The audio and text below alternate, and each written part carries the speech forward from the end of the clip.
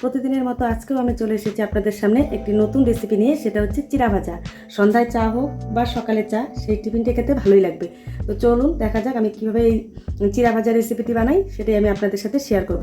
এই দেখুন, প্রথমে আমি কড়াইটা বসিয়ে দিয়েছি ওভেনে। এখন আমি গ্যাসটা জ্বালিয়ে দেবো। কড়াইটা একটু গরম হতে থাক। তো বন্ধুরা, কড়াই গরম হয়ে গেছে। এখন আমি এখানে দিয়ে দিচ্ছি সরষের তেল। পরিমাণ মতো সরষের তেল, বেশি দিব না, হালকা অল্প করে আমি সরষের তেলটা দিয়ে দিচ্ছি। এখন আমি দিয়ে দিব হচ্ছে একটা শুকনো লঙ্কা। শুকনো লঙ্কাটা আমি একটু ভালো করে ভেজে নেব।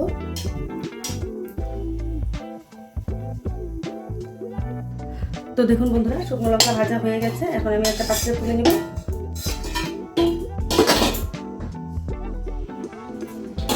এখানে আমি গ্যাসটাকে লো হিটে রেখেছি। এখন আমি ভেজে নেব কারি পাতা। সামান্য পরিমাণ কারি পাতা দিয়েছি, বেশি দিইনি, অল্প করে। আপনারা আপনাদের পরিমাণ অনুযায়ী কারি পাতাটা ভেজে নেবেন। তো বন্ধুরা, কারি পাতা ভাজা হয়ে গেছে। এখন আমি একটা পাত্রে তুলে নেব।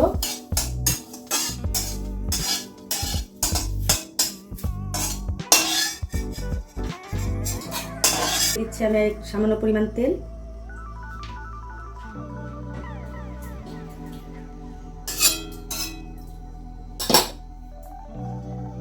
এই যে দেখুন বন্ধুরা, এখানে আমি নিয়ে নিয়েছি 200 গ্রাম চিড়ে। চিড়েটাকে আমি এখন ভেজে নেব ভালো করে, একদম মচমচা করে ভেজে নেব।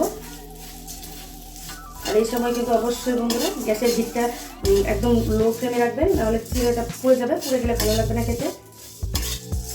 আমি একটু সামান্য পরিমাণ তেল দিয়ে দিচ্ছি।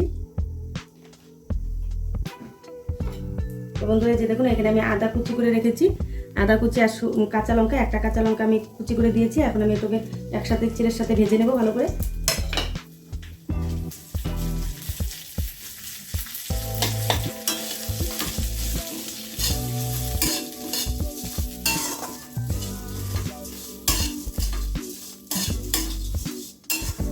তো বন্ধুরা, আমি এটা লো ফ্লেমে রেখেছি। চিড়েটা ভাজা হোক, 10 মিনিট লাগবে আমার ভাজতে।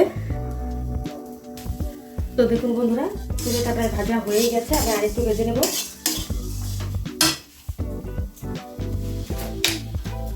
এখন আমি এখানে দিয়ে দেবো সামান্য পরিমাণ লবণ।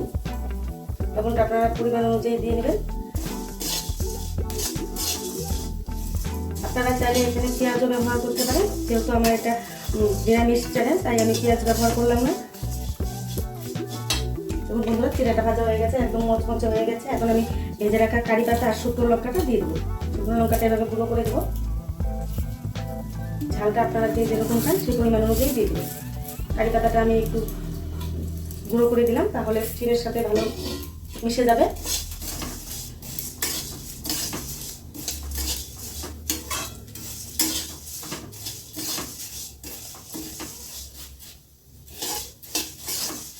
তো দেখুন বন্ধুরা, চিড়ে ভাজা হয়ে গেছে।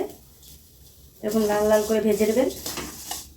গরম গরম চিড়ে ভাজা চায়ের সাথে খেতে ভালোই লাগে। আপনারা অবশ্যই বাড়িতে বানিয়ে খাবেন, দেখবেন খুব ভালো লাগবে। যদি ভালো লেগে থাকে অবশ্যই একটা লাইক কমেন্ট করবেন আর সাবস্ক্রাইব করবেন। চিড়েটা ভাজা হয়ে গেছে। এখন আমি একটা পাত্রে নামিয়ে নেব।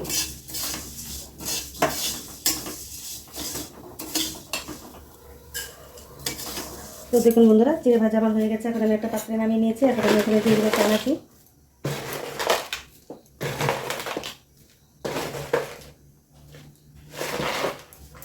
এখানে দিয়ে দিয়েছি। এখন চিড়ে ভাজার সাথে ভালো করে মিশিয়ে নিব। বন্ধুরা, অবশ্যই কিন্তু এইভাবে চিড়ে ভেজে বাড়িতে বানিয়ে খাবেন, দেখুন খুব ভালো লাগবে। Thank you for watching this video.